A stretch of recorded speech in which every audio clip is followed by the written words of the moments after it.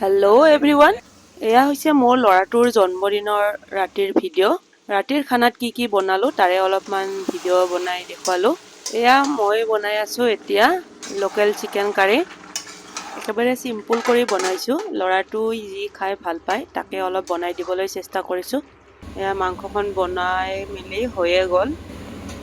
এইখিনিতে এটা ৰিকুৱেষ্ট কৰিলোঁ, মোৰ ভিডিঅ'বিলাক যদি চাই ভাল লাগে তেতিয়াহ'লে লাইক কমেণ্ট শ্বেয়াৰ কৰিব, আৰু যদিহে মোৰ ফেচবুক পেজটোত নতুন তেতিয়াহ'লে মোৰ পেজটোক ফ'ল' কৰি দিব। আৰু এইফালে মই ফ্ৰাইড ৰাইচ বনাই আছোঁ। সি ফ্ৰাইড ৰাইচ খাই খুবেই ভাল পায়, সেইকাৰণে ফ্ৰাইড ৰাইচে অলপমান বনাই দিলোঁ।